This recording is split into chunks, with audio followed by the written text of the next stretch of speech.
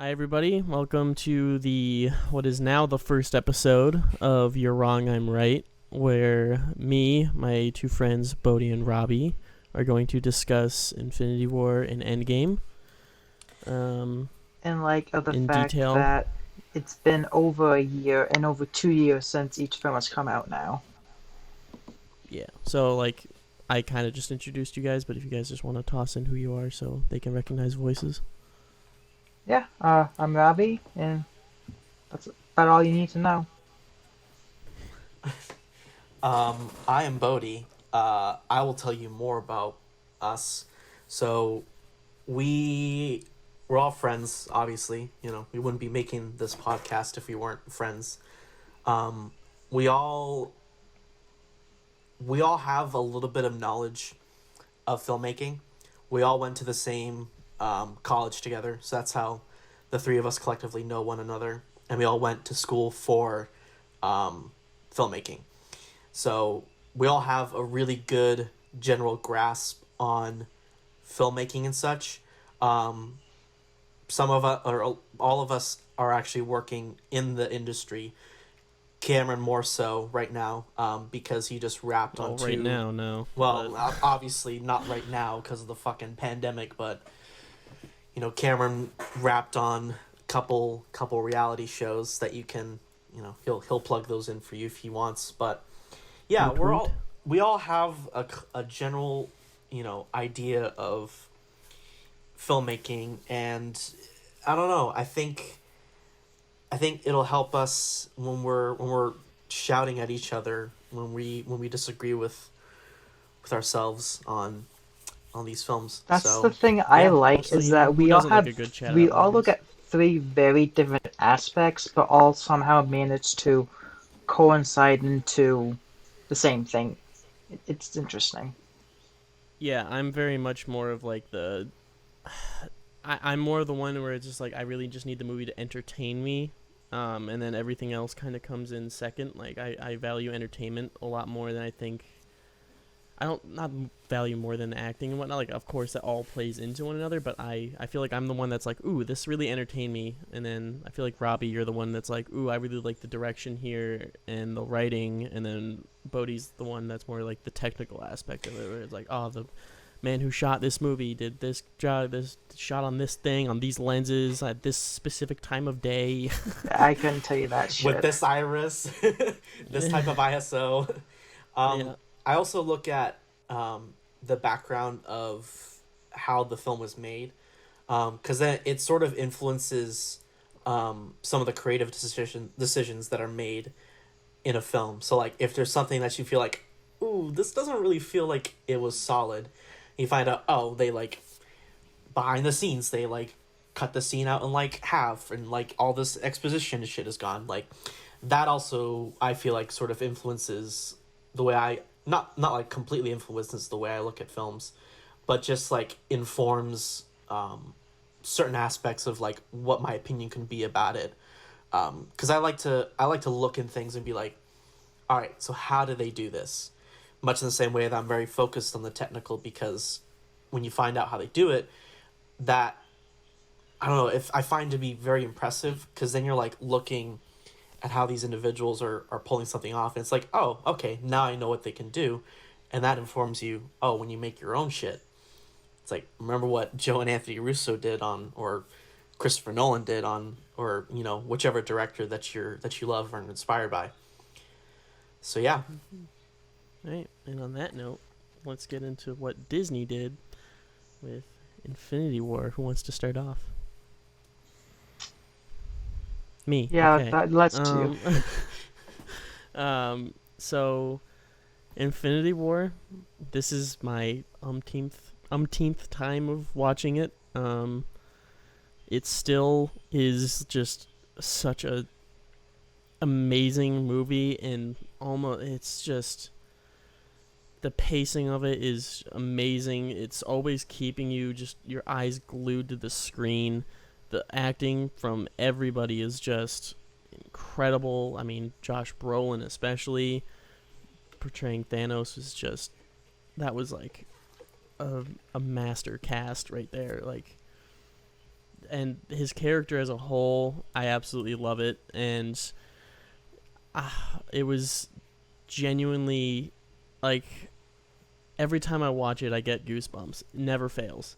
I love the movie so much. I love the score of it. I love the writing. I love all the characters, how they've made them perfectly intertwined with one another, and I love it. It's so good.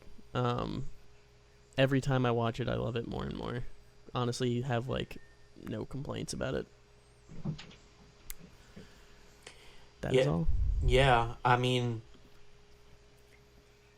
so I'm kind of the odd one out here, because I unfortunately did not see Infinity War in theaters when it came out, primarily because I was broke after making my big short film that I did for one of my classes that year. So I was like dead broke, and I didn't really have anybody that I wanted to go see Infinity War with, or like anybody who was like passionate about going to see this film with. So I kind of just never got to see it in theaters.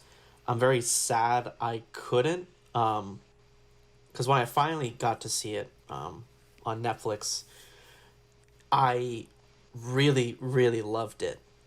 And I feel like the film would hit even harder for me on an emotional standpoint if I did see it in theaters like I did with Endgame. That being said, this film works really, really well. I absolutely adore that Josh Brolin, or Thanos, is more or less kind of the main focus and the main character of this film. I think they did a really good job kind of making the entire... I think it was Kevin Feige who said about the film, how Thanos is more or less the main protagonist, despite also being the antagonist.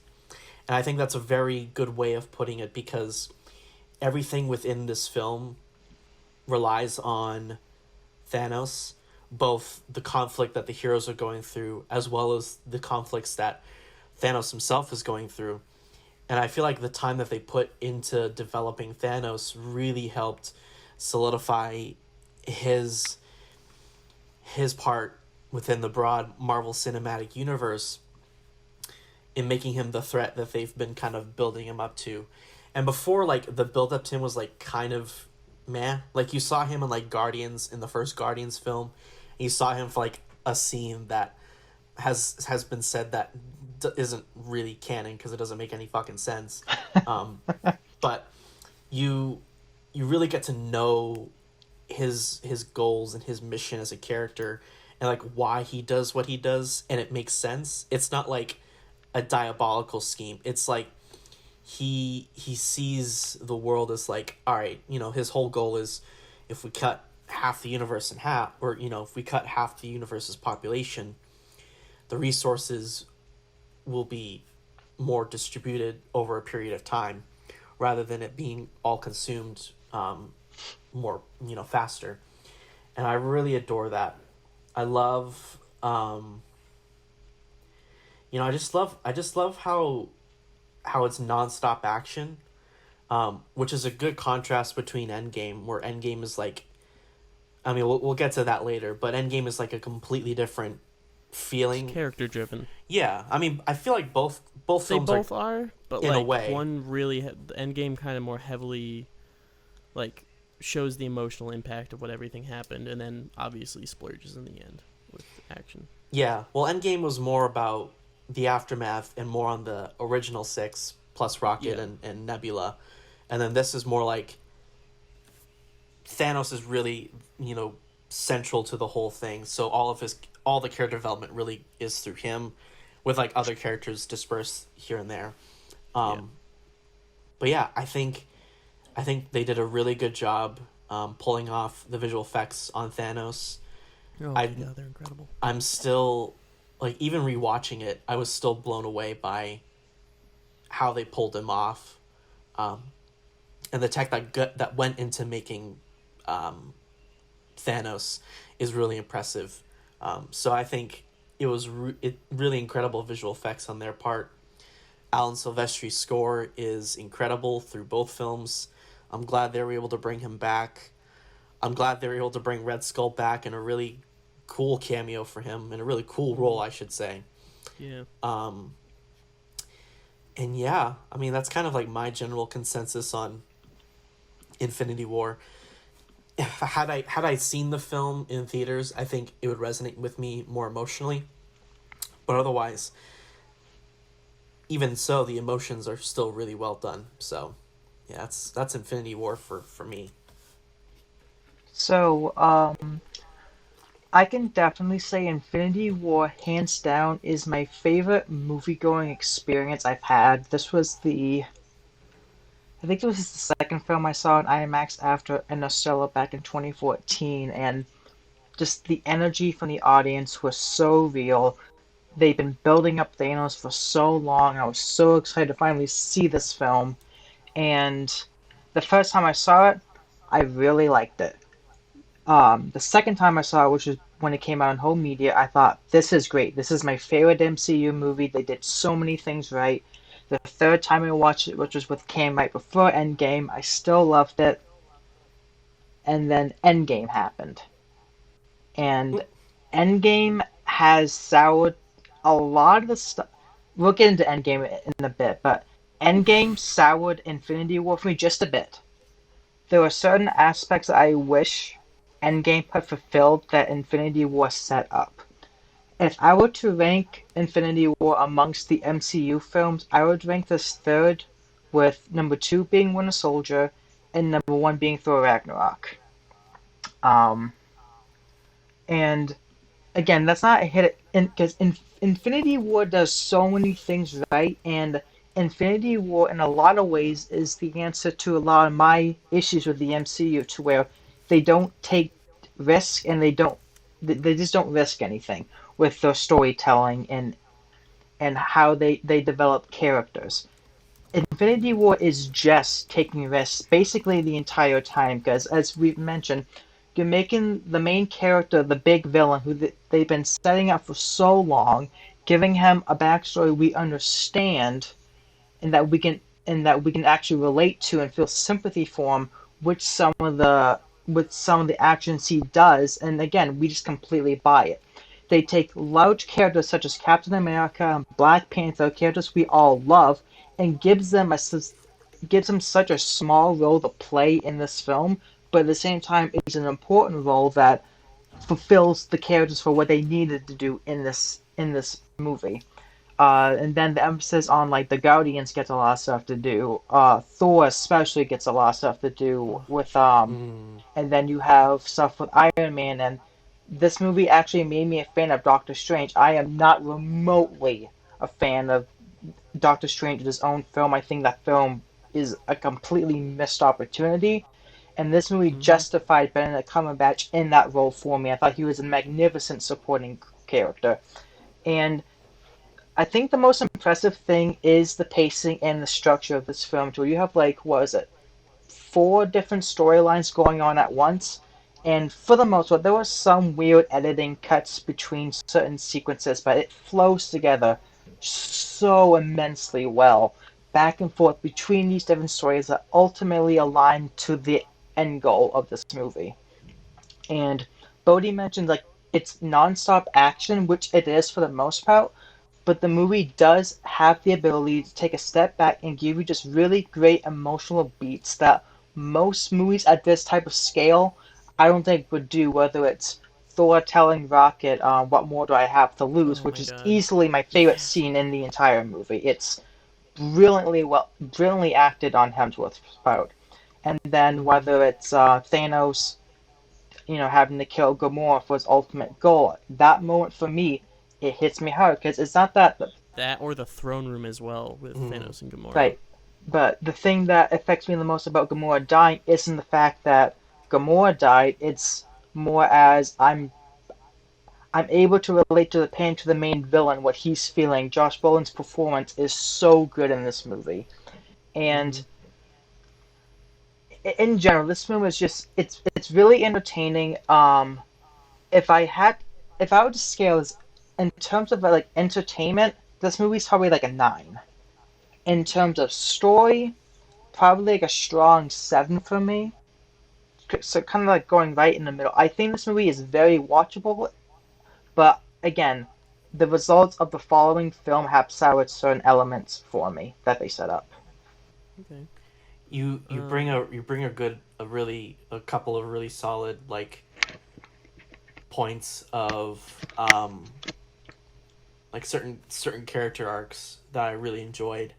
I really liked, I absolutely loved Thor's arc in this film. Well, I like Thor's arc in the three films that they kind of set it up in, with Ragnarok, Infinity War, and I'm probably one of the few people in the world that actually like his part in Endgame, despite Love his part in Endgame. Thor's progression in Endgame. The true Thor fat jokes trilogy. Fat jokes aside, like I feel like that was such a really strong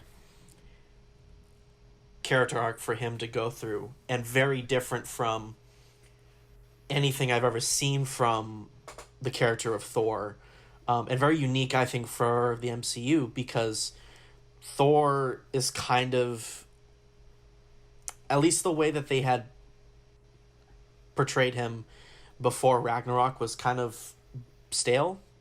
Like they were never really comfortable of using Thor in a way that made sense. I think feel like the first. I think the 2011 Thor movie does it pretty well. I mean, I'm actually one of the few who actually likes the film a good deal. I think it's pretty good. I was gonna say, I think the first Thor film does a solid job at setting him up to being a very unique superhero to interact with the Avengers in the world of that, and I applaud Kenneth Branagh for doing that. I think he did a great job with that first film. Whedon sort of, when Whedon jumped in and did the first Avengers film, he more or less made everybody's character not necessarily the same, but the it became a little bit like that, just became the norm for all the characters. Yeah. So Thor in the Dark World is like, I don't know. I don't even remember fucking Thor the Dark World. I saw that movie once and I was so unimpressed. I was like, I cannot watch this movie again. It's so bad. It's I do not like Thor the Dark World at all. That's why, I like to, when I reference the Thor trilogy, I'm talking about Ragnarok, Infinity War, and Endgame, though. Yeah. Just his character arc, just like Hemsworth's ability to just show all the shit he's been through as Thor, like, it's nuts. Like like I fully believe, like, yeah, he went through this shit. He became this drunk and just gave up on life. And when Banner and Rocket go to New Asgard, that's an Endgame. We'll get to that later. But like, I don't know. It's just the emotion that, like, the Rocket and Thor conversation when they're on their way to Nidavellir, if that's how you say it. Mm-hmm.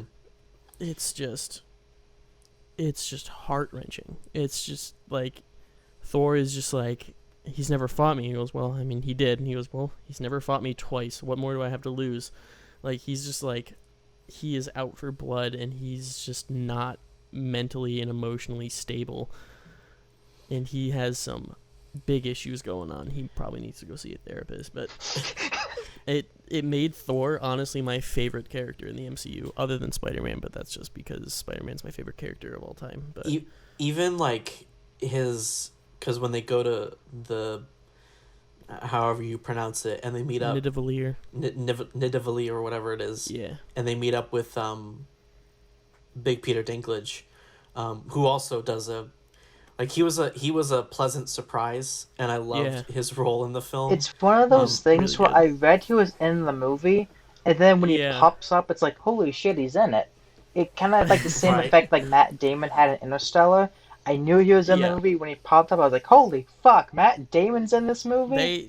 It's real. He's actually there. Yeah, because like they announced, or I don't know if Dinklage was ever like, if any trade like confirmed that Dinklage was like, because there's no press release announced that Dinklage is in the film. There was just like he was on the IMDb. He was like, everybody knew that he was in it, wasn't nobody really like name. publicized it that he was in the film. So like when Peter Dinklage shows up, and he just plays this really big dwarf on this, like, alone on this planet, and he does a great fucking job at it, especially like 4 years after he was in another comic book film, Days of Futures Past, where it's like, I think it's funny how the sharing of actors between DC and Marvel, and before last year Fox, was just so rampant, because you'd see everybody would just kind of like go back and forth, like jump from universe to universe, Yeah. which I think is hilarious.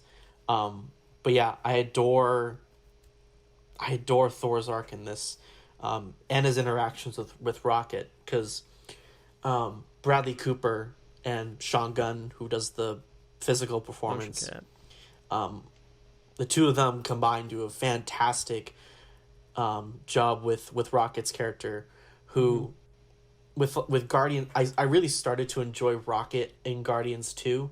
Like, The Rocket most was a great, underrated and most unappreciated MCU film to date. Yep, I agree. I agree. So Guardians many 2 is people fucking amazing. shit on that movie, and I don't fucking understand why. Yeah, I don't It's- understand it either. It's so good. The film was amazing. The Same with characters are just Ragnarok. amazing. Like, people shit on Ragnarok, and I don't like. I mean, I kind of get it, but also at the same time, I think it's so much more stylized than any of the other MCU films. They went out and made a And fucking comedy, and as a comedy, it fucking works so well. Right. But that's besides the point of Ragnarok. Yeah, I'm trying to think of things in Infinity War that, like, specifically to that film, that I didn't enjoy. I think the one major issue I had, which isn't really an issue with the filmmaking itself, more of just like an MCU thing.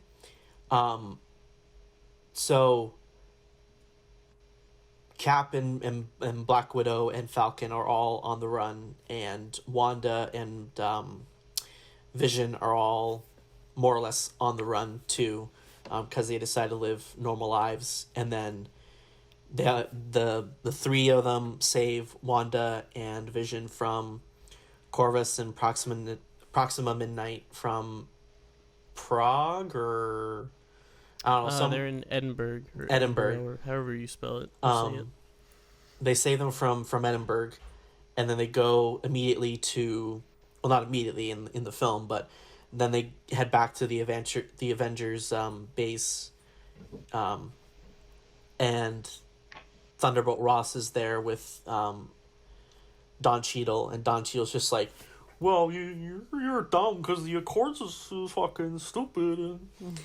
And then they come back, and Thunderbolt Ross just like, arrest them, and Don Cheadle's just like, alright, closes them out. He's like, welcome back, my guys, and just hugs all of them. Well, he acknowledges that was a court martial, and then he's like, yeah, but fuck it.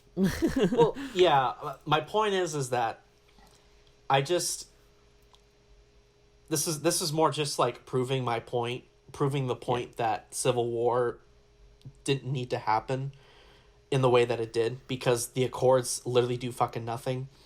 Because Tony's off in outer space. His part is helping Doctor Strange and Spider-Man and the Guardians and shit. But the actual, like, implications of the Accords itself mean nothing in this film, because it's just thrown out. Because, like, we gotta go team up and save Thanos. It's like, You see, and that sequence with Ross is also my biggest issue with the movie, but it's not because of the reasons you're bringing up. The MCU does this in every single fucking movie. It's in it every single one, maybe with the exception of a few. They don't know where to put fucking comedy where it should be. They always feel like as soon as something's getting darker, the moment something is getting a little bit heavy, they'll just throw in a dumb fucking joke to destroy the tension, and I fucking can't stand that when they do that. Yep. And in this sequence in particular, you have Bruce Banner and you have Bruce and you have Natasha reunited after the events of Age of Ultron, which that romance in general sucked ass, came out of nowhere, and instead of taking the opportunity to try to develop or at least recognize that shit happened in this movie, It's completely negated other than them looking at each other one time and being like, "Oh, hey, haven't seen you in, 3 years. How's it been?" And then you have Anthony Mackie, who I do like in this franchise a lot, just making the comment, "Well, this is awkward. Fuck Yeah, off." and and can we talk about how are they surprised that Bruce is there when he's the one that called Cap? He's the one that called Steve Rogers to tell him to come help.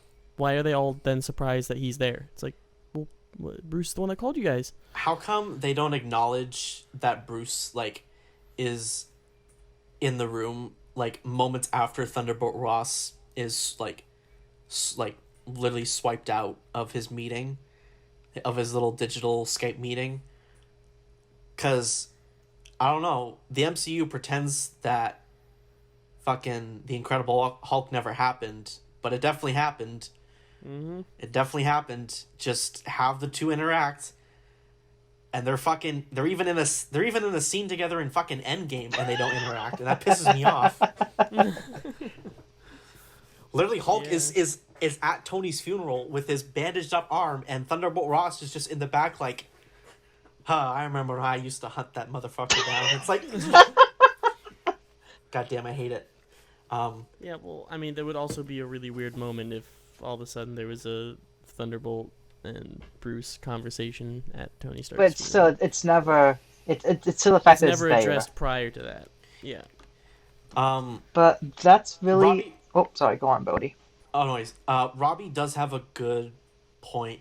I guess a lot of the criticisms that I'm gonna lay out, especially when we move on to Endgame, a lot of the criticisms that I have about these films personally, I can't really make towards the film in general. It's more just how the MCU operates, and the comedy bits are I think a big benefactor of things that just absolutely don't work, because they just try to shoehorn in a joke here and there. And it's not that they shoehorn a joke in.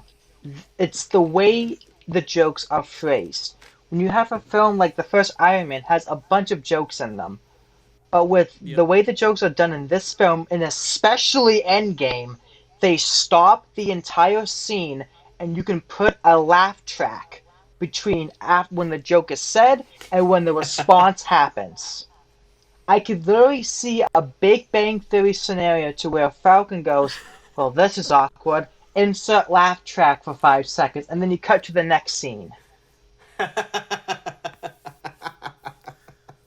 It's not as prominent in Infinity War, thank fuck, because the comedy in here does work, especially with the Guardian stuff, and once Iron Man and Doctor Strange and Spider-Man meet up with them, all of those comedy bits completely work. The comedic timing is great, the jokes are great, the characters are all in line with how they actually are, and with Joss Whedon, the Avengers set the template to how these films were gonna be tonally, but Joss Whedon never stops the plot to tell a joke. The quips are always within the characters, and it feels like since the Avengers, the writers felt like every single Avengers character needs to be Tony Stark, because everyone talks and quips exactly like how Tony Stark does. And it doesn't work from Falcon, it doesn't work from, I don't know, Black Panther and Cap, because it's Tony Stark human. That's who he is as an individual. That's a really good point, though, because you mentioned Iron Man and Doctor Strange sort of having a banter between one another, and it's very I don't want to say it's not playful, because they're in the beginning and kind of till the end they're kind of resentful of one another, because they're they're oh, at you're each other's throats. Exactly. I think the quips there work because it's very antagonizing, and it's meant to be antagonizing because they're trying to break each other's spirits. And but they're the same character too. Yeah, but but you're right with say Falcon or Cap or God, even Black Widow trying to quip. It's just dumb. It feels so forced. Yeah. And it feels so forced because that's not really their characters. It's just sloppy writing. It's we need to put a joke in here because we can't be DC to where they're just dark and gloomy, which is such a people always comment like Nolan's Batman trilogy is dark and gritty. There's a fuck ton of humor in those films. There is, There is, I don't and but a lot understand of why also times a people it's are fuck ton like, of it's dark and so gloomy. dark and it's so depressing and it makes me just want to take a shower because it's so dark and it's so depressing. Like, shut the fuck up. You didn't even watch the film. You saw a reviewer talk about the film. it's dark and gritty. Eat my ass. That's not even. It's. I hate those complaints because having rewatched a lot of Nolan's films recently, I think people took Nolan's style and they misinterpret it, especially with like from 2005 to even now. It's like when they think dark and gritty and people use Nolan as a influence and you watch the film and it's like nothing like a Chris Nolan film. You're just like, did you even watch the same movie that everybody else did? You know what this Because sounds like? what does it sound like? A different episode. I know We can go on we're a going A little on little off tangents. topic here. That's us though. We're just like, oh, by the way, this point and then this point. There's something me, I will I- definitely we bring we're up definitely too, gonna going do back Nolan. to Infinity War, is how well done the action sequences are. Now, I am definitely in the mindset of I think you could have taken out the WandaVision action sequence to where like Cap comes in like the train like that. I think could have been negated entirely, and it wouldn't have changed the plot. I think you could have written that a little bit better. I that's the one action sequence I felt like, all right, let's just throw in an action scene because we haven't seen one in a couple of minutes. But the significance of that scene was also that's how they nerfed I realize that, but I wish it didn't go Vision, because he's a super powerful like character, and we needed some way to disable for him. me. Like nerf him, but don't drag it on for another 5 or 6 minutes. Just nerf him and just get to the train station. Make it more of a chase. I don't care. It's just that's the one Yeah, action okay, sequence that was I see just kind that. of meh. But for me, like the moment this movie starts with Thanos, the introduction of Thanos is one of the better opening scenes in a while, and it Mm. perfectly establishes the character. His big monologue, how he's not afraid to kill Thor. He makes the Hulk his absolute bitch in like 50 Oh my seconds. god, he just toys with him. And the And, tone of the film. yeah, Oh, like the That just the fact that there wasn't any music in the intro. It's just the SOS call yeah. that just yeah, dead with silent. oh yeah, that was really fucking scary. I remember, like, Bodhi, you said that you didn't get to see it in theaters. When I sat down for the first time on opening night and I saw the Marvel, like, credits start to roll, I was like, oh, here we go. And then it was just gloomy Hmm. and So it was just a atmospheric. distress call. I was just like, oh, fuck, I'm not prepared for this. I was like, this is about to ruin my whole life in a good way. Yeah, Like, no, it was just another type of feeling I've never felt like that in a movie theater before. no, and I think that was a great. Even like it's weird how the logo ends up setting the tone for the entire film with the Yeah. with the score, and the SOS from hey, Kenneth Branagh's back, and him voicing over that, which I felt was very very touching considering that he directed Thor and they're bringing back a lot of the history, Yeah. the people that were involved in the MCU, which you see Yeah. in Endgame with like Jon Favreau and Taika Waititi and all that, which I think is really Mhm. cool. But yeah, no, Infinity War was a very, very well done film, and I wish I got to see it in theaters so I could have taken in the emotions of the film more than I think everybody else did. But yeah, I put a highly recommended on out of 10 of Avengers Infinity War. I would give. I mean, like, Avengers Infinity War. It's hard to say Infinity War is a better theater experience than Endgame was, because honestly, For me, it when I was. think of them, I feel like they were like they're like one and the same for me, because it's like Endgame was just that continuation of it. That I just felt like, even though they were a year apart from each other, I just felt like when I sat down for Endgame, it was just like that continuation from Infinity War. Like, I felt like I had just finished watching Infinity War and I was going right into it. But like Endgame gave me chills, or if Infinity War gave me chills that I was like, no movie's ever going to be able to top this. Mm. Like when they finally get the axe done, and Groot chops his arm off to make the handle of it, and then it just starts lifting up, and then it immediately cuts back to Wakanda, and then all of a sudden Thor just beams down, and Bruce is just like, oh, you guys are so screwed now, and then just Thor just going, bring me Thanos, just One of the best pissed moments off, in the and just, MCU. and it's so good because you got the characters like Cap and fucking Sam and Rhodey, who haven't seen him in years, that are there, and then all of a sudden he just comes out, just eyes are filled with lightning, and he's just so much more powerful. It's like, what the fuck happened to you? Like, you went through some shit, dude. And like that, I was like, there would be nothing that's going to be able to top this. And then, Endgame kind of was like, hold my beer for a few of those moments, and did top it. But like, Speaking of Endgame, I just more quickly, I give Infinity War a solid like 9 out of 10. So sick. for me, I mean, we haven't even. If we're talking about just like pure theater experience, I will never forget the moment the snap happened. Yep. My theater was dead silent Dead for a silent. solid like 45 seconds until my friend next to me yelled, "What?" It was like the best breaking of tension I've ever witnessed in my life. Thank you for that, Kirsten. Um, but in general, Infinity War works incredibly well. I think the action in the movie is super well done, and it's very fluid and it's very innovative to where all of the hero's powers actually come into play, whether it's the New York action sequence or the battle on Titan. The fact that Battle of Wakanda is basically Lord of the Rings with superheroes was done really Mm. well. I would give Infinity War maybe I would give it like an 8. Give it like a light 8 out of 10. I Right. Yeah. I'm gonna give an actual rating to Infinity War and like a final thoughts. But yeah, the tone of Infinity War is really well done from the moment you start it till the moment it ends with Thanos sitting high on his little farm.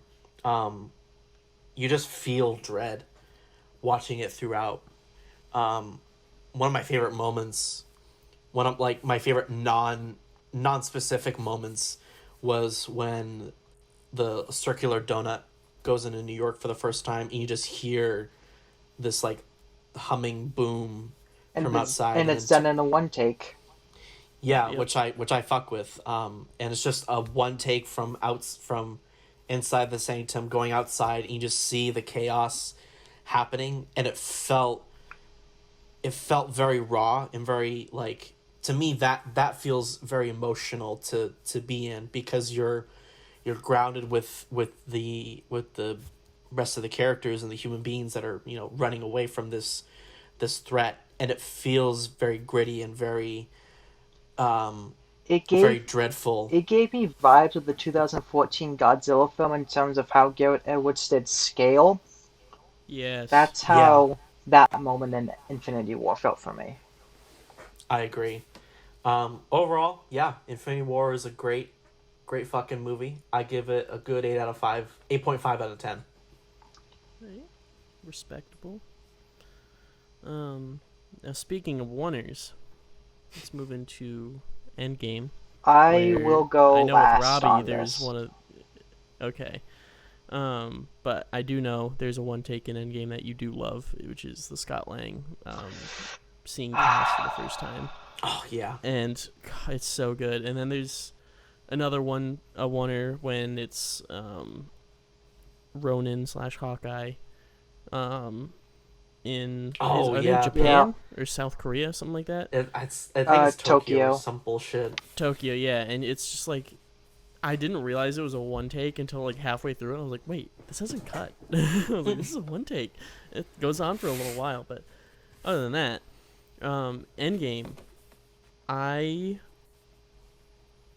was blown back by it the first time I saw it. I think that was mostly the comic book nerd child that I really am.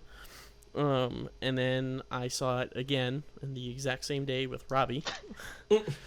That time going through it, I was like, okay, I know what to expect now to kind of like really focus in on what's going on here. And overall, I love the movie. I think it's a fantastic movie. They did some things in it that I was just like, all right. Like, I mean, Professor Hulk, the first time I saw it, I was like, that's a little dopey and kind of dumb, and not like how Dab. they kind of put it in. And then the second time I came through with it, I was like, okay, this actually kind of does fit. I really like this. This kind of shows a lot of Bruce's character, like what he's been going through too. I thought it was a good roll off of Ragnarok because we delve into his mental issues and his issues with the Hulk and his actual identity. And then we figure out something's really wrong in Infinity War, and then in Endgame, it's like he has a solution to it. So we kind of got the end of his little 3-movie character arc there. But honestly, like, once again with Endgame, like, it's 3 hours and 2 minutes, 3 hours 1 minute, something like that. And Yeah.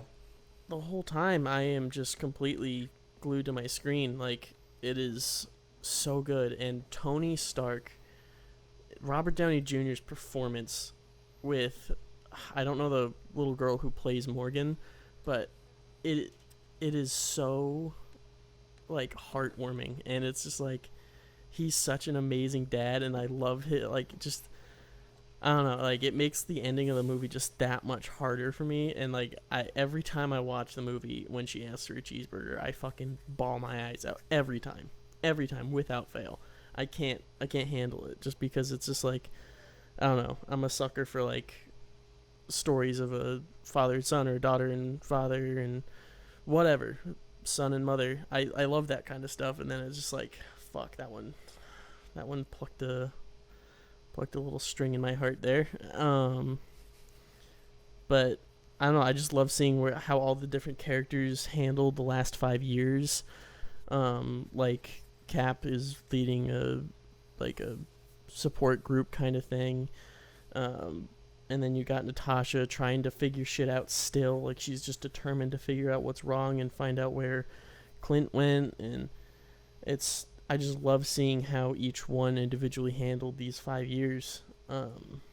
And just seeing it interesting to see them all get the gang back together kind of thing, once Scott shows up. But I love the movie. Yeah, it had some slow points. I questioned a few things at first, but I mean, did I like it as much as Infinity War? I haven't really been able to answer that, like, at all, until about last night when I went and watched them both again. And I do like Infinity War more. I really do, but Endgame I still think was an immaculate ending to the 22 film saga. Technically, Spider-Man was the ending to it, but That's the epilogue, not the ending. That's the epilogue. yeah, exactly. So I was in love with it, and I still love it. Bodhi, you're up. So after I finally saw Infinity War, I was like determined to go see Endgame in theaters, and I made sure that I didn't spoil anything from Endgame going into it, because I was like, I wanted this to be a pure, like, surprise. I wanted to go in with this very surprise experience going into seeing Endgame, and I didn't feel, I like prevented myself from being super hyped, just because I've built up a tolerance of being excited for things, because then it just makes life go faster. So I finally saw Endgame with my friend Justin. I saw it twice, one with Justin and one with my dad.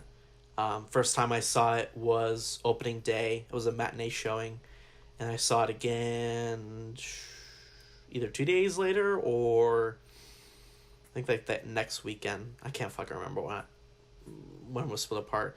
And I wanted to see it 3 times, but I never got the chance to. But anyways, Endgame, holy shit. I remember first watching it and being pleasantly surprised at all the things that they did, because they really tinker down on the spoilers, because they didn't want anybody to know that there was a time heist, that the OG Thanos got yeeted in the beginning 20 minutes of the film, that Black Widow and Iron Man died at the end. Obviously, we knew all the characters were going to fucking come back. That wasn't a spoil. That was like a given. But all the other things, like, nobody... They kept Fat Thor under lock. Yeah, Fat Thor was kept under lock. Nobody knew anything else about it. And I think it made the experience a lot better, because you have no idea what the stakes are. And I think that helped with the experience going in and being like, all right, what are they going to do with this film? I really adore the character moments. I genuinely think that, like, it's amazing to me that this is basically a first hour is basically like a character drama with like one small action sequence with Thanos, which isn't really an action sequence. It's like literally them curb stomping. Confrontation. Confrontation. And like a little, the little one-er action sequence with Hawkeye in that hour too. But it's like an hour-long drama piece, followed by an hour-long time heist, followed by an hour-long friggin' conclusion. And no other film, and this is the highest grossing film of all time now. No other film has kind of done that sort of style. And I think it was really well done. I like the way that they structured the story, because you're basically waiting. They're kind of teasing you. This whole movie is basically one big ass tease that the Russo Bros just like, yeah, so Infinity War, we basically gave you action sequence after action sequence with a little bit of drama here and there, but it was basically just like build up, amazing shit happening through and out. And then here it's like they're taking their time, way more time, and I kind of wish they took even more time. Like, they could have made this film fucking 4 hours and people would have been happy with it. Absolutely. And it still would have made like a bajillion fucking dollars in the box office. Because I kind of wish they just spent more time focusing. And again, this is a criticism not really on the film itself, but just on the MCU as a whole. There aren't a whole lot of like scenes that focus on just the people that live in the MCU. Like, you focus on the character, like the main core characters, but they're all superheroes. There's not really a scene where you hear, with the exception of the very ending of Avengers, you don't really see many scenes of just like people, like regular humans in the MCU, just reacting to stuff. And you have a couple of those here and there in Endgame, but it's not like what I wish they would go through. It's like I want to know how this has fucked everybody up, besides like a select amount of people. Like the scene with Joe Russo. Yeah, I was about to bring that up. Yeah. Or no, maybe that's Anthony. One of the Russo brothers. I think it's Joe. I think it is Joe. Okay, with Joe in that meeting. That was a really well done, very emotional piece with that, and Chris Evans does a fantastic job with that too. I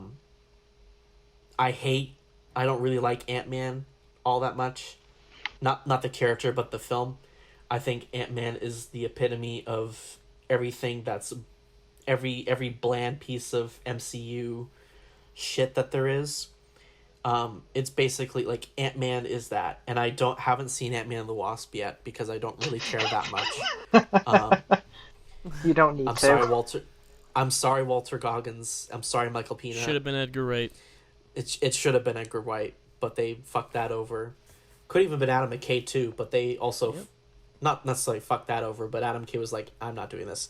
But here I really cared about Scott Lang, and I never really thought of Paul Rudd as much of a dramatic actor, primarily because most of what I know of Paul Rudd is from Just Judd Apatow films. either Judd Apatow or Adam McKay, because he worked a lot with Adam McKay on Anchorman, and they're all interspliced anyhow because they all fucking work together.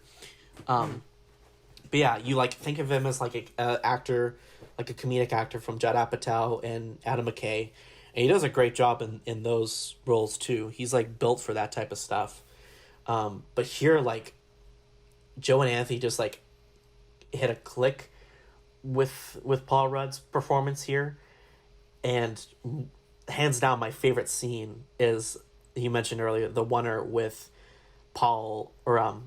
with Scott reuniting with his daughter Cassie, and just that level of rawness and that level of emotion that was just, man, I was like verging on crying when I saw that scene in the theaters, because it's just it's so heartfelt and it's so emotional, because you're really getting to feel the struggles and the hopefulness of these characters, and I really adore that. And I just wish there was a little bit more of that sprinkled into Endgame.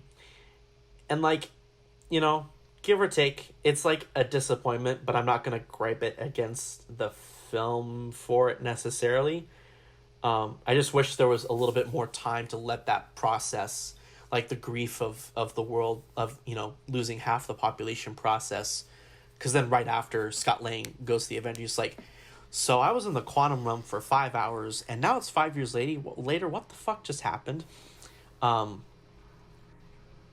biggest complaint, in all honesty,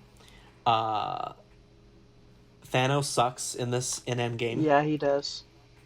OG Thanos is great. He has a pretty solid conclusion, and I like that they pretty much, you know, kill him off instantaneously with his goal succeeded. Like they don't go and find him. He's like, you dead, fam, or like, you're what was it? They don't go to find him, and they're like, he's still the big bad guy. He's like, I destroyed the stones, eat shit, and then Thor's like, I'm done. I did what I needed to do. Thanos is terrible in this film, which is a shame.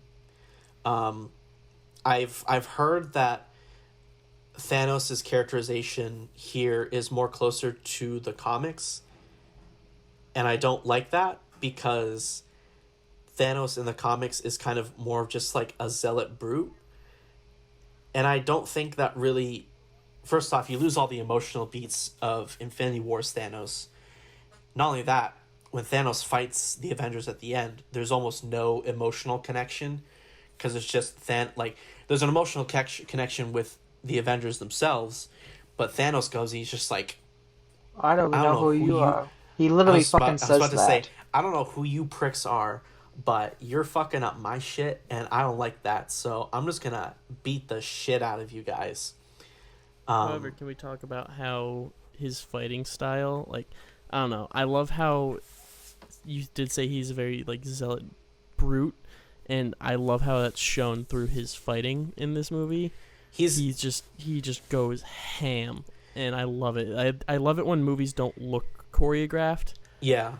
When just look like the fight is just like, he's just looking for any kind of way to kill them and get them out of his way. He's definitely a bigger, like, a bigger physical threat, for sure, because he's a little bit younger and he's more armored up. So he has a lot more aggression to him, while as Infinity War, because he has the gauntlets, he doesn't have to be so aggressive.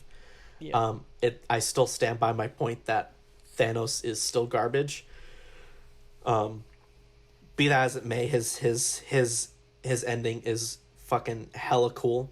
With the way Tony Stark yeets him and his entire army. What else? Nebula has a very good arc in this film. I really love Karen Gillan in this film. She did a fantastic job. All the actors really did a fantastic job. Black Widow literally dies, and everybody almost forgets about it like 6 minutes later. Yep. Because then the conclusion has to come, and then she doesn't even get a proper funeral. She's like, she dead. Because Tony Stark's the more important person that dies at the end. which I was not. I expected either Cap or Tony to die. Part of me was almost thinking that both of them were gonna get yeeted, and then Tony comes in at the end, does his snap, and then succumbs to his wounds, and that was a really good end to his character, his 11-year streak. I thought that was a fantastic, and the way he says "I am Iron Man" is just perfect. I should criticize the film for being very fan servicey, and I think it delves a little bit too much in the fan service. At the same time, I'm a little bit more forgiving because, considering the fact that it's supposed to be a conclusion to 22, like a 22 film story arc, it sort of has the right to just acknowledge the Easter eggs and the history of the Marvel Cinematic Universe. It's a good enough film too, as well. Yeah, it's not like handing it to you without any merit. It's like actually giving you a reason to follow and celebrate all these pinpoints of history and stuff that any general like moviegoer fan could recognize if they watched all the MCU films either recently or like remember it through time. So, yeah. I'll probably have more points. I'll probably have more things to talk about once Robbie gets to what he thinks about Endgame. But overall, I think Endgame's a weaker film than Infinity War as a whole. But I still really enjoyed watching it. I think it's a very solid conclusion, and probably the last MCU film I'm going to see. Probably not. I'm probably going to see Eternals when it comes out. And Black Widow? I don't fucking care about that film. Eternals because I love Jack Kirby. Jack Kirby is an amazing artist, and I want to see more of his shit adapted on screen. Which technically it has, because he created half the fucking MCU films. I'm totally prepared to see the MCU waste Sam Raimi on a Doctor Strange movie, but I'm excited to see Mahershala Ali as Blade. And Thor 4 and Guardians 3. Yeah. Mm-hmm. So there's some gems, but I definitely feel like if anything, Endgame is going to be the beginning of the end of the popularity of the MCU, just because I don't see. I mean, I could be wrong, because now that they have the X-Men and Fantastic Four in their they're going to arsenal, bring back Tony Stark because Robert Downey Jr. can't do anything outside that franchise, so. If they do, which they will. If they do, then Endgame automatic. I'm gonna give up on the MCU if that happens. Endgame becomes a 3 out of 10 automatically. Yeah. Because then they fall into the problems that most comic books in general suffer from, is that characters die and then they come back and there's no consequence. So it's like, at that point, why even fucking kill anybody? If you're so afraid to kill somebody, they have to revive them back. Yeah. I don't think they'll. I highly doubt they'll bring him back to life. He'll be here and there for cameos, maybe, but I think he'll be. Yeah, I think Tony Stark is like dead. Yeah. Also really liked. I know people complain about the time travel stuff, which like I don't really see it as time travel. I see it as what it should be, which is alternate dimensions. Yeah, reality hopping. Exactly, because that's what it is in the comic books. Yeah. Anyone who time travels from the future or past are just going into an alternate reality, because that's just how fucking comic books work. Because there's like 6 different like alternate like futures, so it's like all of them contradict one another. So like that doesn't happen. Like that shouldn't work. So that's basically what the time travel is in here. It's just alternate realities, but they're trying to masquerade it as time travel, which is like. I think the ancient one kind of explains it a little bit better. It's like, all right, you go back in time, and then you do this, and it's gonna fuck everything up and create another timeline. Which again, like whatever, it's just alternate realities. I really liked how they ended Cap's arc, where he just like comes back home or he delivers all the things back, and then just lives the rest of his life in the present. again, however that may work, probably because that was just destined to happen, where there's already an old man Steve living in the present at the same time as other Cap. I think that's what they were going for. Yeah. Genuinely. Yeah. And I also, rewatching Endgame, thought the makeup for, or the makeup slash CGI for old man Cap looked pretty decent. I wasn't like horribly bothered by it, but like when they did the same thing in Winter Soldier with Peggy Carter, it was a little bit more believable. Not like totally believable, but a little bit more believable. Yeah. Also, Chris Evans can do a really good old person voice. He can. I think that's what sold it, really, is that he was able to really sell the old man voice, and it didn't sound extremely fake. It was it sounded like, when Chris Evans is 117 years old due to the age of modern medicine keeping us all alive. He'll sound exactly like that in the future. He'll go, I remember back in the day when I played old man Steve Rogers. Yeah, I mean, I think that's Endgame for me. I think we'll have a lot more to discuss when Robbie discusses his things about Endgame. But yeah, I really liked it. I liked the film. There are issues with it, but I enjoyed it overall. If I was a major YouTuber, I would never make a video on this movie because I know I would get far more dislikes than I would likes.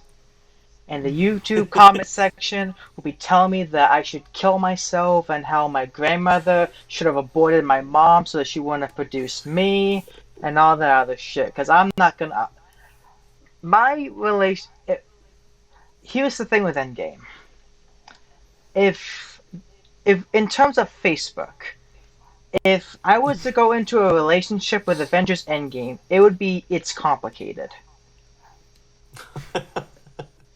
The very first time I watched this movie, I straight up did not like it. I didn't enjoy it. I thought the narrative was weak. I thought the characterization was weak. I was not into it. The second time I watched it, I got a little bit more on board. The third time I watched it, it's like, okay, this is what it is. And then when I watched it for the fourth time, which was last week, I fully accepted it for what it was.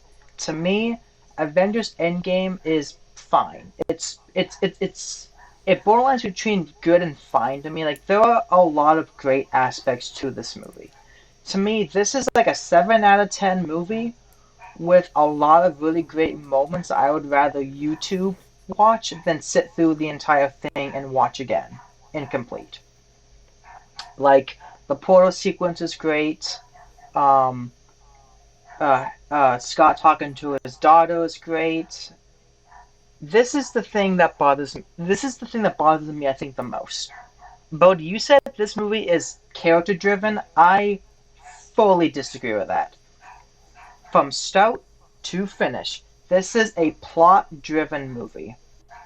To me, Avengers Endgame and Avengers Infinity War should have followed the Kill Bill template. The first Kill Bill movie is completely plot-driven. The second Kill Bill movie is completely character-driven. We explore more about the characters in Kill Bill Volume 2. We explore more of the relationships. And instead of just getting a big, boring action sequence in Kill Bill 2, it just becomes this really interesting, dynamic relationship between Beatrice and between Bill that just makes it way more mature than how the first film set it up to be, which is just a really fun homage to old kung fu movies. And with Avengers Endgame, this movie either should have been 5 hours long or it should have been split into 2 parts, because you have 3 fucking movies. You have the first hour, which is trying to be a character-driven stuff, and it's good. I enjoyed that aspect of it. Then you get into. But there could have been way more. There could have been way more, far more, and I'll get into that in a moment. And then you get into the second act, which is like, I don't like time travel. I don't like alternate. I fucking hate that stuff. The only time it's ever worked in a movie for me is Back to the Future, anything outside of that, I don't fuck with it. It just the amount of plot holes that stuff creates, the logistics of it, I hate it. And then you get to a third act, which to me is just it's so stakeless, it's so generic, and it's so bland compared to like the final act of, let's say, even in Infinity War, to where the action was just far more intricate and far more interesting than the one in Endgame. And I'll get to the Endgame one in a moment. My Let's get into the characters. The first hour, we see the aftermath 5 years later. We don't get to see any of the fucking character arcs that these characters when Endgame begins at 5 years later, their character arcs are done. Tony has become a dad. He's settled down with Pepper. He doesn't want anything to do with it. Why? It's all shown off screen. Bruce Banner becomes becomes Professor Hulk. He's fully coming to his own thing, and it's shown off screen. We don't get to see any of that. The character in the first Avengers, where he said he put a bullet in his mouth and spit it out, is the guy in this movie saying "dab" and saying stupid fucking lines like "time travel." Insert laugh track below. As he pauses for like becomes just six. bad. He's literally a goddamn dad. cringy dad meme in this movie, and I hate it. Clint becoming this badass guy who kills people, like Vengeance. That's all done off screen. Tony and Steve's relationship, which was set up really well after Civil War. I like how in Infinity War, the two still don't talk, and in this movie, they have one quick scene of it, and then it's never addressed. They built it up, and they ended up blue-balling me, because there wasn't enough of it. They had the brief scene in the beginning, and because you skip 5 years later, you don't get to see any of that. It's completely negated. This movie is negated of all meaningful character arcs to do a plot-driven movie where they travel back in time or travel into alternate dimensions to grab these stones to just lead into a big battle. I do not understand how people can say this is a character-driven movie. If this was a character-driven movie to me, this would be all within the same time frame of we see the aftermath. They're living in this world for basically the entire film. They have to come together to establish all their differences. That's how this movie begins with killing Thanos. That's how the movie essentially ends. They get to Thanos. I think they could have done way more creative stuff than they ended up doing, but because they're trying to finish 22 movies with so many different plot points all set up, it just felt like we need to do this, we need to do this, we need to do this, but it has to be exciting because it's a superhero film. We can't do something like Joker, we can't do something like Logan, to where we're just going to push the boundaries in terms of storytelling, but we can do in these type of films. The time travel stuff, whatever the fuck you want to call, I'm calling it time travel, I don't give a fuck. It's fun, it's whatever, whoa, it's fun, Hulk is gonna tear off his shirt and destroy a car for 30 seconds because the movie has fucking time for that, I guess. While he's just going like, fuck off.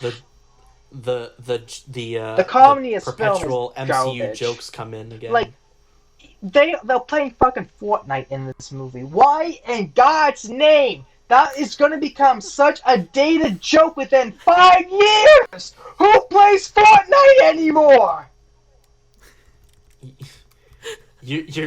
Are you asking that genuinely? Because No! I'm pretty sure It's going to become dated, but it's Fortnite! Of all the dumb jokes you could have created, you decided to do Fortnite? Look, You're not gonna talk about the gamer tag of the guy that they're talking about? The gamer tag is ass. It's Noob cancer. I Master hate 69? it. look. And then you get to Disney- you talked for like 20 minutes, Bodhi. I can have my piece. Okay. Then you get to Thor. In concept and in execution, it's fine. I love how Thor is going through PTSD.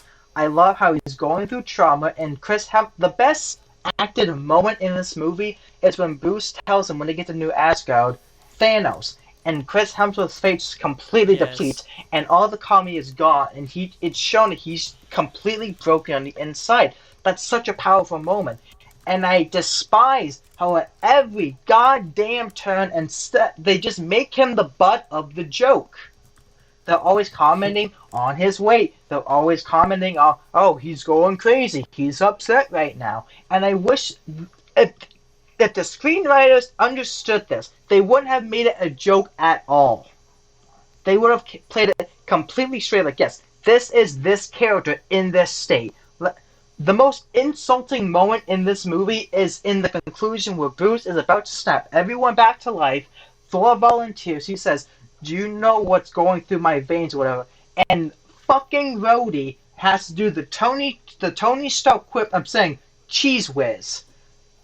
That's not where you put you just depleted all meaning in that moment. You depleted that tension. You depleted everything. It's one of the worst written jokes in this entire film, in this entire franchise.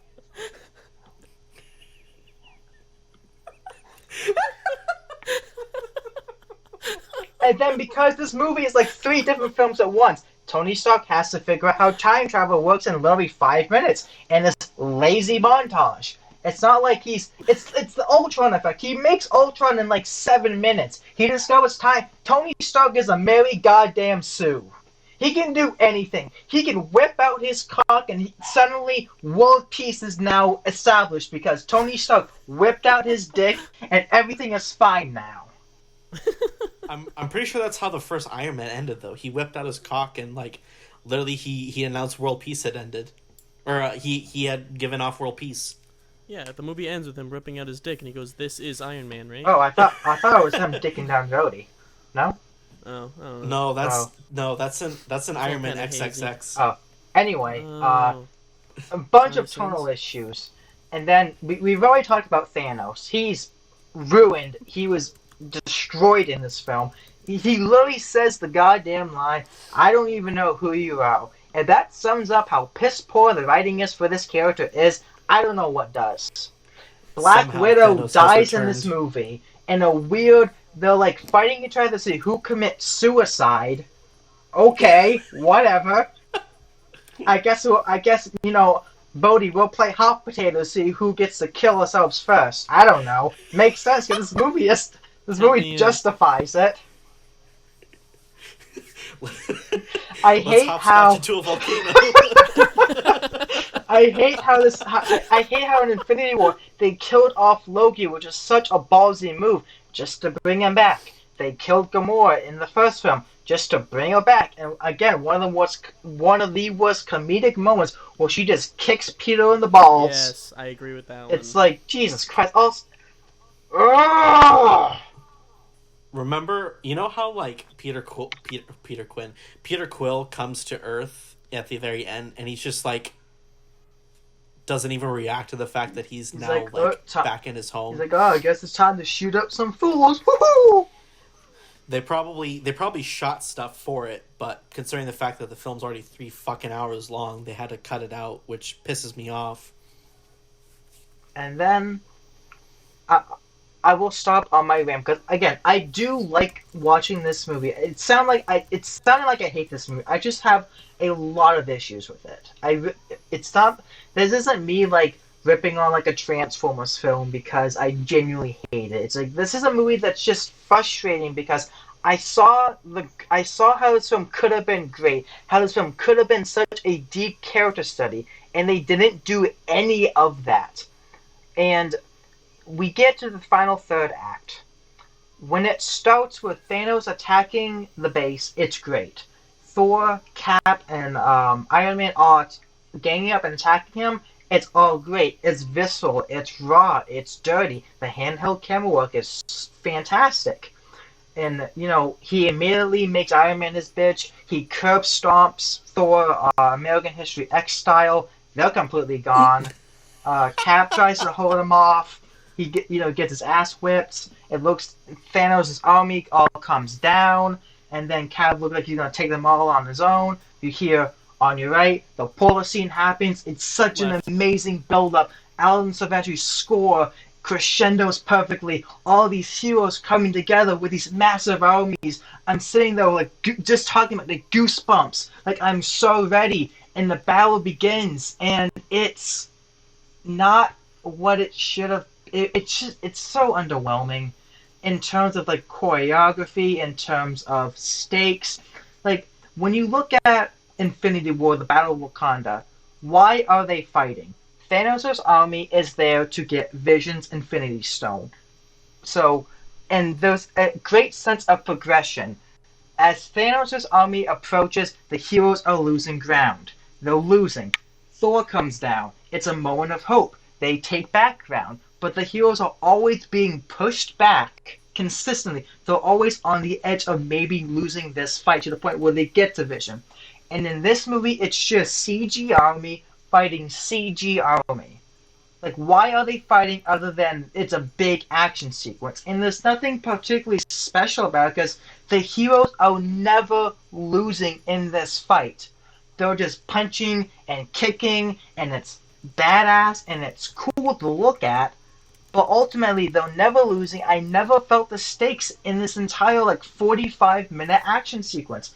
And despite the big scale that it presented with these massive armies, it only focuses on a number of key characters. And again, with Hot, it just becomes a hot potato game of the gauntlet. They throw it around, and a character gets a bit, like a moment here, a character gets a moment here, instead of just getting the grand scale of things. Like the Battle of Helm's Deep and Lord of the Rings Return, Two Towers, is one of the best action sequences ever put to film because we understand the geography. We know where all the characters are. We understand if this happens here, it's going to affect this over here. And in Endgame, there's not characters are in one place, and then in another shot, they're over in a different place. And there's never a clear, distinct vision of where the heroes are. It's just we're gonna run around, we're gonna kick some shit up. Captain Marvel's gonna come in, the ship's gonna blast shit. Tony Stark is gonna be like, "I am Iron Man." Puts the gauntlet on his dick, comes in it, and then everything is like solved. Jesus Christ. Robbie does have a point about the geography of the place. Like at one point, Ant-Man is shown in the van, but then he's Giant Man in the next scene. I was just about to point that out. The continuity in that film, or the continuity in that scene in particular, fucking sucks.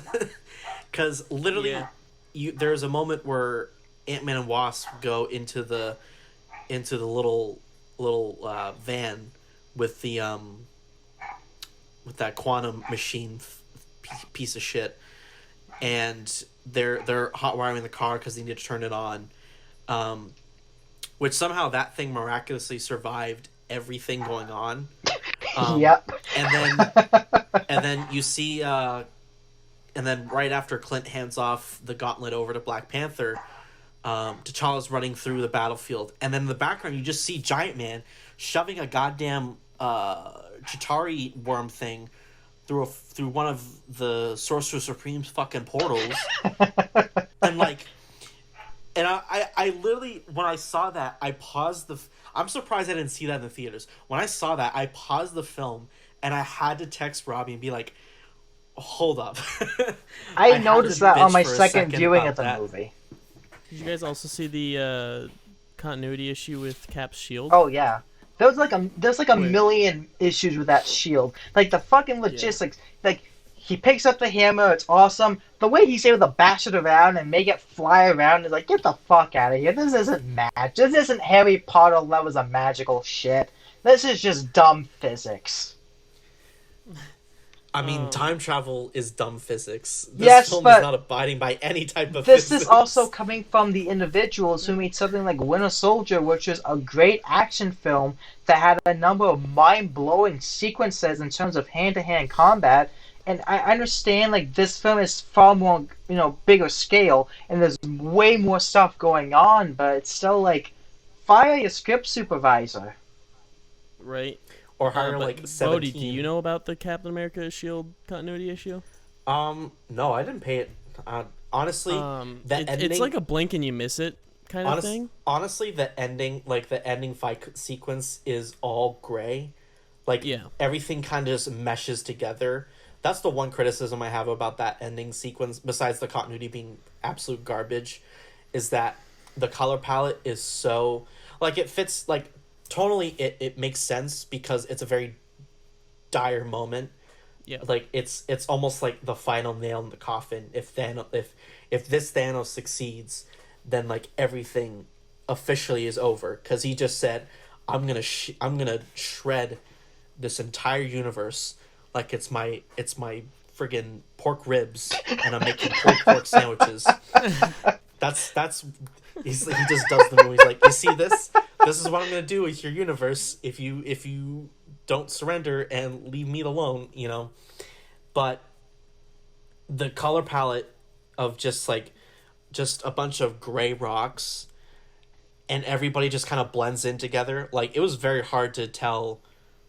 It literally I think looks that's like part of the problem with the geography, is that everything looks the same, so you have no fucking idea where anybody is at. Like, oh, I can recognize Giant Man in the background because there's a little bit of red, but at the same time, the gray tone just like seeps everywhere, and it's just so difficult. Can we also to talk recognize about anybody. how we have that cheap feminism type scene where all the female heroes just suddenly randomly show up in one scene? It's like, women deserve better than just, again, cheap fan service. Because it's like, again, speaking logistically, how did all of these characters find their way to that one exact spot? It's like they're 5 feet away and went, hey guys, maybe we should line up and look like a bunch of badasses. And they're like, hell yeah, we should. And then Captain Marvel's like, alright guys, step away. I'm about to rip all these men's dicks off. And then she flies off, and they're, again, just winning the fight. I'm done. I'm done. I'm like losing my voice right now. The ending battle like kind of falls apart in terms of like the need, like that's the point where like the fan service becomes very needless. I mean, like right before when they all assemble, that's like really cool and shit, but like everything after that, then it just becomes like annoying. It's like, okay, we don't need to stop to play off this bit because this ultimately does nothing, you know. Until like the very end when Tony like kicks, you know, takes the stones and, you know, succeeds in everything. Yeah, I'm trying to think. Robbie ranted for so long, and I was gonna jump in and like pinpoint certain things that I agreed with or disagreed with. I agree with Hulk's development. I mean, most of the development being off screen, I think is a very valid criticism. Hulk's development happening off screen is very annoying, because I think, and this is kind of more of a criticism on Infinity War, I think they should have had Smart Hulk appear at the end of that film, like they were originally going to do, and then they changed at the last minute, because I feel like then his, like, I know they wanted to do like a surprise reveal, be like, hey, look, Bruce Banner is now Hulk again, and they're like buddies, you know? Which is like cool, like whatever, and you know, I think Smart Hulk is neat. I just wish they set that up better, or at least like paid that arc off way better. And yeah, the humor is just very ham-fisted, because like, well, we have Mark Ruffalo, who's mostly known for his romantic comedies, so like he knows how to do comedy, I guess. So just give him all the jokes, and then you just remember like, oh yeah, Hulk in the first film like literally yeeted Harlem, and then in the first Avengers film almost yeeted New York City. Manhattan. And then Age of Ultron, he basically yeeted an entire like African continent or whatever. So I don't know, it's like there are a lot of points where it's like, okay, you need to stop with the humor. You just need to let the dynamics, their natural dynamics, breathe and not force in a joke. I agree with all the Thor jokes. I think that became very tiresome, and it felt like it did feel like they were making fun of him more than they were actually like trying to pay off his arc of like depression and things like that. To me, that's the most frustrating thing, is that they had such a great message. A guy who's going through PTSD, who was going through trauma, whose life has completely crumbled behind him, is able to pull himself together and fight in the same condition. Like an aspect I love is right before they begin to fight Thanos, and he gets his armor back. He stays in the same. He doesn't just magically become hot Chris. He stays He fat. stays fat, He's exactly. And to me, he's fat Chris Evans with with yeah, braided beards and hair Can we out of also nowhere. like that. can we That's just also such say a. how, like, Oh, sorry. when he gets his hammer back, when he's back at the Thor 2 times, and he calls for his hammer and he grabs it and then he goes, "I'm still worthy." It's like that line alone I also love, because it's Yeah. like, dude was so down and depressed that he didn't think he was worthy, and he, like, literally, like, that never changed, but he thought so little of himself. So when he got that hammer, it was just that, like, that little spark in there, and he was just like, "Oh, I'm still worthy." And And I it's think just, all the oh, fans will be it happy hits that me. Thor, the Dark World Thor, totally dies in that universe. Yeah. Yep. Well, I don't Yep. know, like, because Captain America goes back and hands the hammer off. He's like, "Here you go, bye bye." Mm-hmm. His mother Frego is probably just like, "Wait, you can hold Thor's what?" Oh, the scene between like, him and his yeah. mom is so good too. So good. Oh Yeah. my god, yeah. They Again, justified that Oh, movie that's what I was talking existence about. somewhat. right, the Christopher Marcus and Steve McFeely were like, "Oh, cool, we can like redeem ourselves after having to rewrite the Dark World," because they wrote the screenplay to that, And then everybody hated it. Tony's talk with Howard Stark, I loved that. It was him getting closure with his dad. That one doesn't work as much to me just because No. there's just so much going on, but it is a nice moment. But the Tony having issues with his dad for all these films, and then it's like, not only do we wrap up Tony's character as a whole, but we also finally get to wrap up that, and he gets his closure with his father. Right. It was like with when Tony encounters his father, it was like something he was completely blindsided by. He like did not know how to deal with that, Yeah. because Tony had more or less moved on from his father, from like even like well, I wouldn't say Iron Man 2, because Civil War deals with that pretty well, in my opinion. Civil War kind of rehashes it almost. I don't know if it's I think it expands it. I don't know if it's. Yeah, I was about to say. I mean, I hate Civil War as a film, but that's like the one good thing I really enjoyed about that film was the whole, Tony's kind of emotional arc between him still kind of grieving over, his parents. Even though I think if they had done it differently, and we'll get into that in another episode, but if they had gotten to that, I think that was a very well done arc, and then that just sort of concluded that piece Like, where he finally got that closure, and from that closure he was able to sort of accept his sacrifice at the end, when he realized that he was the one to fix everything, from Doctor Strange's little subtle like little wink. He's just like, "Oh yeah, this is the universe that we succeed, you better not fuck it up." All right. So, let's go one by one. Give a rating out of 10. Ultimately, the movie, yes, has its issues. I agree with everything Robbie says. Completely agree. Wow, don't I agree don't with hate- anything I said, you piece of well, shit. you're a piece of shit, so it makes I sense. was about to get to it.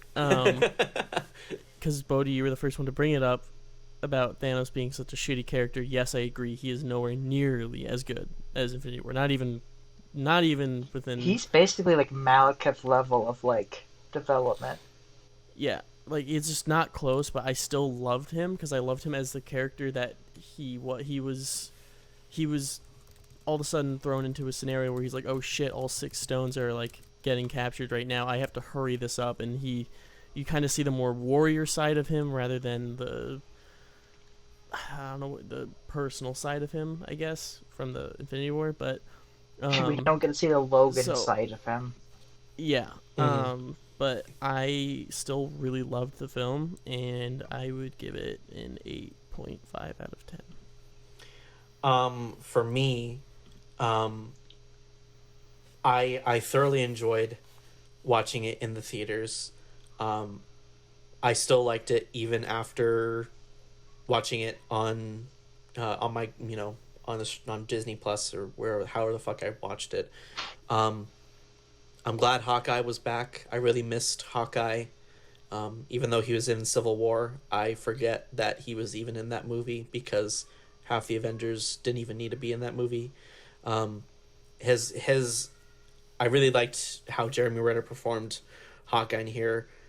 Rocket was one of my favorite characters in this film still. I really loved his dynamic with the Avengers and Thor continuing, and as well as his scene where they all go to New Asgard, which I thought was a really cool concept and a very nice conclusion and continuation to Asgard in general. And I can't wait for Waititi to explore that come Thor: Love and Thunder, which is gonna be a fucking awesome movie. Oh my god, with Christian Bale in it too. Oh shit. Yeah. The everybody does a solid job in their roles. Like that's the one thing that you can't really criticize the MCU for, especially when it's directed by the Russo brothers, is that they do a really good job directing actors. They're really good at doing that. Yeah, overall, like I thoroughly enjoy Endgame. I'll probably give it a 7.5 out of 10. I think the flaws in it are a little bit more noticeable and substantial than Infinity War. I don't know if it's as solid as a continuation of Infinity War, but as a conclusion to the entire MCU, I think it does a really good job doing that. So I spent most of this episode just talking about what I didn't like about the movie, and I feel like that's a when it comes to like fandoms and particularly and particularly with stuff like Star Wars and DC and the MCU, people feel like you can't criticize something, and if you do criticize it, you just don't like it. And for me, it's always important to acknowledge the flaws in any movie. Like like my top 10 favorite films of all time. I can sit there and I can tell you every single one has its flaws. It has its issues. Every movie will, and it's important to acknowledge those issues. I still liked Endgame. It did conclude the franchise. It did the impossible job of at least giving us a good conclusion. Because this could have been like the Matrix Revolutions, to where it dropped the ball completely on everything that it set up. And it didn't. Even though it had a lot of missteps, it did do a lot of stuff right. The emotional beats throughout the film are absolutely there. The action, again, it is flashy and it's cool to watch, but for me, it's just stakeless at times. I would give it like a light 7 out of 10. I think I'm never gonna want to just pop it in every now and then. If I wanna watch like a moment, I'll go to YouTube and click in the portal scene or the Scott Lang and daughter one take. Which absolutely, if you were to ask me like a top 10 moments in the MCU, that's in there in a heartbeat. It's so brilliantly done. It's so brilliantly written. It's just gorgeous, and I love how they had the time to put something like that in such a large scale 3 hour film. Solid. Boom. Nice. Well, I think that pretty much then concludes this episode. Not sure when it will be out, or when the next one will be out either, or even nice voice crack, or when the next, or what even the movie we're gonna discuss for the next episode is. But I do have an idea though. Oh boy. But yeah, I think that really went well, better than our first attempt. But that was that. We'll get to that on our 1 year anniversary. Yeah, exactly. All right. Thanks for listening, and see ya. See you later, everybody. Bye bye.